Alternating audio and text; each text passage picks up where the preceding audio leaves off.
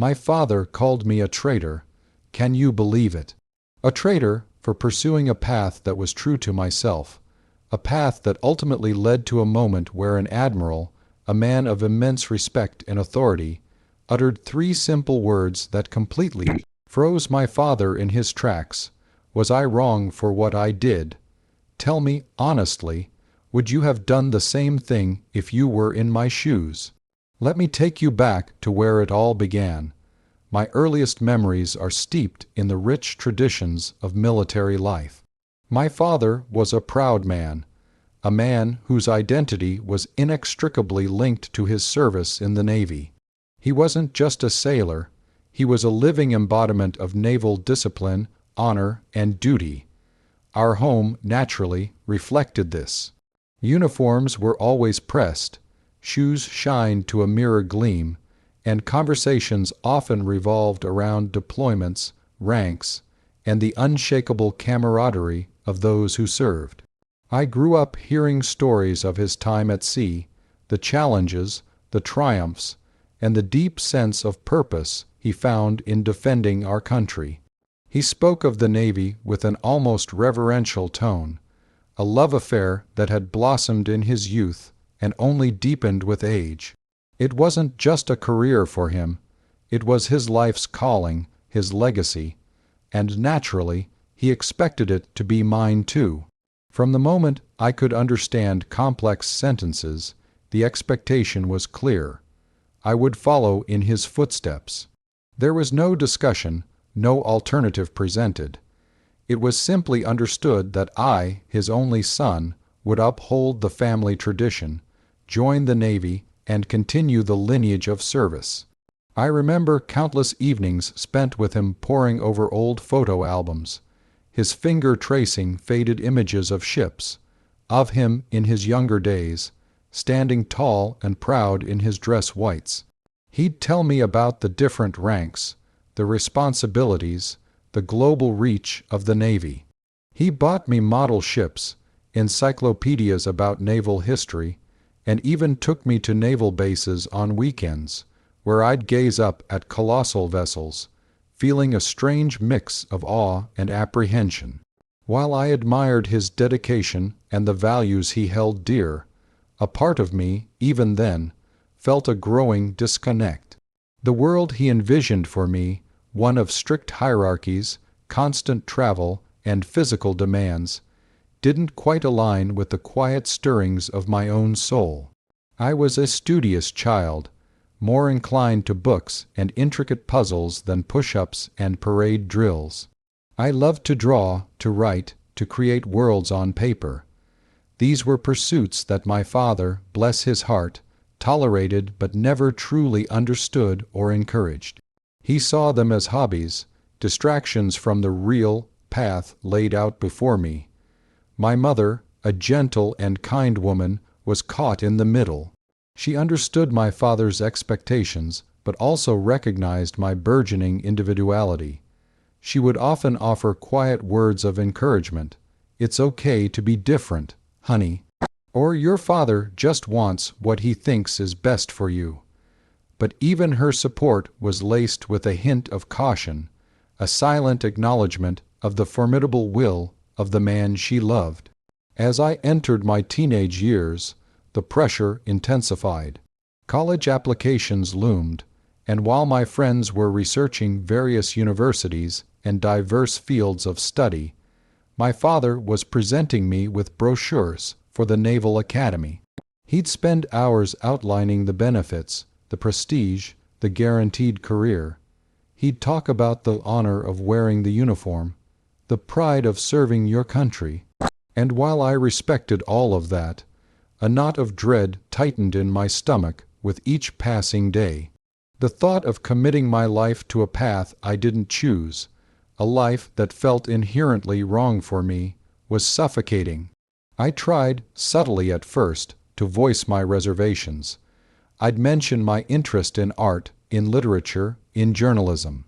Each time, my words were met with a dismissive wave of his hand, a lecture on the practicality of a military career versus the fanciful dreams of an artist. "Son," He'd say, his voice firm, "There's no future in scribbling pictures or writing stories. The Navy offers stability, respect, a life of purpose. Don't throw that away for some silly hobby." He genuinely believed he was guiding me towards the best possible life, a life of security and honor. He couldn't fathom that my definition of honor and purpose might be different from his.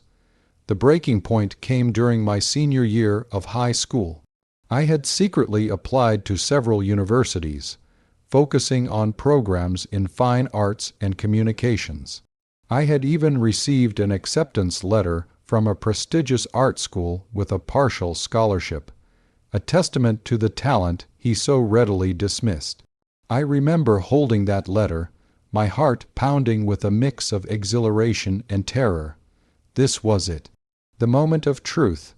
I knew confronting him would be difficult, but I also knew I couldn't live a lie.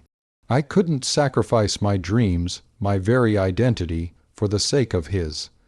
I decided to tell him during dinner, thinking the presence of my mother might soften the blow. It did not. When I finally mustered the courage to tell him, to explain my aspirations, to show him the acceptance letter, the atmosphere in our usually warm kitchen turned icy. His face, usually so composed, contorted into a mask of disbelief, then anger. An art school, he boomed, his voice echoing through the house. "You're throwing away your future for that asterisk, after everything I've taught you, everything I've prepared you for." He stood up, his chair scraping loudly against the floor. "This is an insult to our family, to our legacy. You're turning your back on everything we stand for." My mother tried to interject, to calm him, but he waved her off. "He's making a mockery of his heritage. He's a traitor." That word, traitor, stung more than any physical blow could have. It branded me, not just as a disappointment, but as someone who had betrayed their own blood. I tried to explain, to articulate my passion, my need to pursue a different path, but he wasn't listening. His mind was made up. He saw my choice not as an individual aspiration, but as a direct rejection of him, of his values, of everything he held dear. He accused me of being ungrateful, of being selfish, of lacking the courage and discipline he believed were essential for a man. The argument escalated, and eventually I retreated to my room, heartbroken and furious. My mother came to me later, her eyes filled with tears. She hugged me tightly, whispered words of comfort, and assured me that she supported my decision, no matter what my father said. But even her comfort couldn't entirely erase the sting of his words. The next few months were incredibly difficult. My father and I barely spoke. When we did, it was laced with tension, with his thinly veiled disapproval. He stopped mentioning the Naval Academy, not because he accepted my decision, but because he saw it as a lost cause, a betrayal he couldn't undo. I felt like a pariah in my own home, constantly walking on eggshells, constantly aware of the chasm that had opened between us. Yet, amidst the pain, there was also a burgeoning sense of freedom. I was choosing my own path, even if it meant alienating the man I loved and respected. I held on to that feeling, drawing strength from it, knowing that my future, whatever it held, would be authentically mine. So that's the situation I was in. I had to make a choice, succumb to the pressure and live a life of regret, or forge my own path and face the wrath of my father. Before I tell you what happened next, I want you to pause and comment below what you would have done in my shoes. Would you have followed your heart, or would you have prioritized family expectations? I enrolled in art school, and those 4 years were the most transformative of my life. I flourished. I found my voice, honed my skills, and discovered a passion for visual storytelling that I never knew I possessed. I worked tirelessly, creating pieces that resonated with me, pieces that told stories, expressed emotions, and challenged perceptions. My father, true to his word, never visited, never showed interest in my exhibitions or my academic achievements. Our conversations were brief, strained, and always ended with a quiet sense of unresolved conflict. He'd ask about my job prospects, always with a hint of skepticism, never acknowledging the artistic merit of my work. It was as if he deliberately closed himself off to that part of my life. After graduation, I embarked on a career as a freelance graphic designer and illustrator. It wasn't always easy. There were lean months, late nights, and the constant hustle of building a portfolio and client base. But I was doing what I loved, and that made all the difference. I was creating, communicating, bringing ideas to life through visuals, and it was deeply fulfilling. One of my early clients was a small, independent publisher specializing in historical nonfiction. They were working on a series of books about different branches of the military, and they needed someone to create detailed, historically accurate illustrations for a book about the Navy. When they approached me, I was hesitant. The irony wasn't lost on me illustrating for the very institution my father wanted me to join, the institution I had betrayed. But the project intrigued me. It was an opportunity to apply my skills to something significant, and perhaps, in a strange way, to connect with a part of my father's world on my own terms. I took the job. I poured myself into the research, spending countless hours poring over old photographs, blueprints, and historical accounts of naval vessels and operations. I learned about the intricate details of uniforms, the architecture of different ships, the evolution of naval warfare.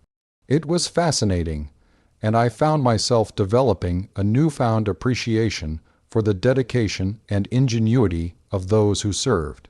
My illustrations were meticulous, vibrant, and historically precise. The publisher was thrilled. The book, titled Guardians of the Horizon, A Naval History, was a huge success. It was praised for its engaging narrative and, more specifically, for its stunning illustrations. Critics lauded the detailed accuracy and artistic flair. The book even caught the attention of the Naval History and Heritage Command, who ended up purchasing several copies for their archives and recommended it for various naval libraries and educational programs. This, in turn, led to more opportunities. I was commissioned to create illustrations for other military history projects, including museum exhibits and official publications. My reputation grew, not just as an artist, but as someone who could blend artistic vision with historical accuracy.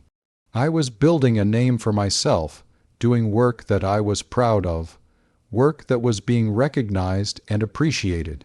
Then came the unexpected phone call.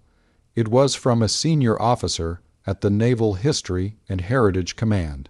They were organizing a major commemorative event, a gala dinner to honor distinguished service members and celebrate significant anniversaries in naval history. They wanted to feature some of my illustrations in a special exhibition at the event, and they also wanted to commission a new, large-scale piece specifically for the occasion, something that would capture the spirit of naval service across generations. They even invited me to attend as a guest of honor. My stomach did a flip. This was a massive opportunity, a validation of my work on a scale I hadn't imagined. But it also meant confronting my past, confronting the very world my father believed I had abandoned. I knew he would be there. He was a retired, highly respected officer, and these events were his element. The thought of facing him, of him seeing me there, not as a sailor, but as an artist, filled me with a familiar dread. But I couldn't say no. This was too important. It was a chance to finally, truly show him that my path, though different, was just as valid, just as honorable. The night of the gala arrived. The ballroom was magnificent, filled with uniformed officers, veterans, and dignitaries. My commissioned piece, a sprawling panorama depicting different eras of naval power, was prominently displayed, bathed in spotlights. My smaller illustrations were part of a fascinating exhibit showcasing naval history. I felt a surge of pride seeing my work presented with such respect, in such a prestigious setting. I was mingling, accepting congratulations, and trying my best to appear composed, even as my heart hammered against my ribs. And then I saw him, my father, in his immaculate dress uniform, chatting with a group of equally distinguished officers. He looked older, perhaps, but still carried himself with that unmistakable bearing of authority and pride. Our eyes met across the crowded room.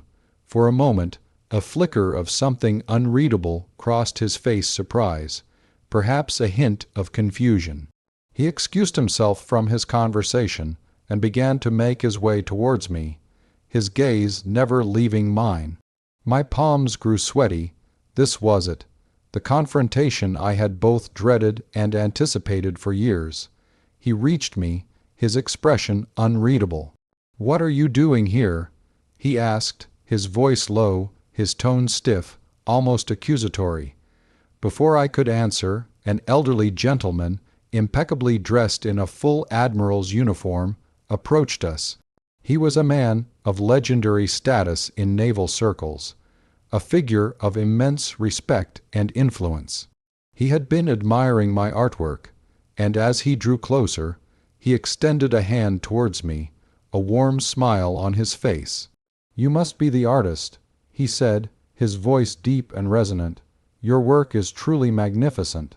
The detail, the emotion, it truly captures the essence of naval history." He turned to my father, who was standing stiffly beside me, a bewildered expression on his face. The Admiral clapped my father on the shoulder, his smile unwavering. "Commander, your son is truly a genius. We are incredibly fortunate to have his talent grace this event."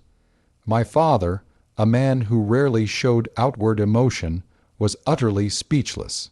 He tried to stammer a response, but no words came out. The Admiral, sensing his confusion, looked at me, then back at my father, and then, with a twinkle in his eye, he delivered the three words that completely froze my father in his tracks.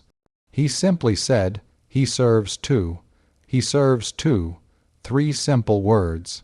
But in that moment, in that grand hall, uttered by a man of such stature, those words cut through years of resentment, of misunderstanding, of a father's rigid expectations. My father's jaw literally dropped.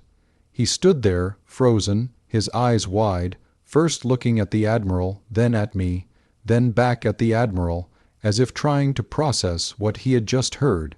The Admiral didn't elaborate, didn't need to. He simply smiled, clapped my father on the back again, and then turned to continue admiring my artwork, leaving my father and me standing there in stunned silence. The air around us crackled with unspoken emotions. My father, who had always viewed my path as a rejection, as a betrayal, was suddenly confronted with a different perspective, one from a figure he held in the highest esteem. He saw my work, my dedication, my contribution, through the eyes of someone he respected above all else. He saw that service wasn't just about wearing a uniform. It was about contributing, about honoring, about preserving. It was about using one's unique talents to further a cause, even if that cause was expressed through art, through storytelling. The silence stretched, heavy and profound. Then, slowly, my father turned to me. The anger, the disappointment, the stiffness that had been present for so long, had vanished from his face, replaced by a mixture of shock, awe, and something else, something akin to pride or perhaps a dawning realization. He looked at my artwork, really looked at it, not with the dismissive glance he usually gave my creations, but with an intensity that surprised me. He traced the lines of a ship, the determined expression on a sailor's face, the vibrant colors of a sunset over the ocean. I didn't realize," he finally murmured, his voice barely a whisper, a stark contrast to his usual booming tone. I thought you were throwing it all away." I didn't say anything, just let him process it. There was no need for explanations, no need for accusations. The Admiral's 3 words had done more than any argument or plea ever could. From that night on, something fundamentally shifted in our relationship. It wasn't an immediate embrace or an outpouring of apologies, but a slow, gradual thawing. He started asking about my projects, genuinely interested, no longer with that skeptical tone. He even brought a colleague to one of my art exhibitions, proudly introducing me as my son, the artist who illustrated Guardians of the Horizon. He never again called me a traitor. He understood, finally, that my service was simply expressed in a different form, a form that still honored the very legacy he held so dear. It took an outside voice, a revered figure, to bridge the chasm that had formed between us, to redefine what service truly meant. And in doing so, he allowed himself to see me, not as a reflection of his own desires, but as an individual, with my own unique way of contributing to the world. So, that's my story. It's a reminder that sometimes the most profound understanding comes from the most unexpected places, and that labels can often blind us to the truth. What are your thoughts on this whole mess? Have you ever had a similar experience where someone else's validation changed a long-held perception? Like this video if you were on my side throughout this journey, and subscribe for more stories like this. Share your final thoughts on this whole mess in the comments section below. I'll see you all in the next story.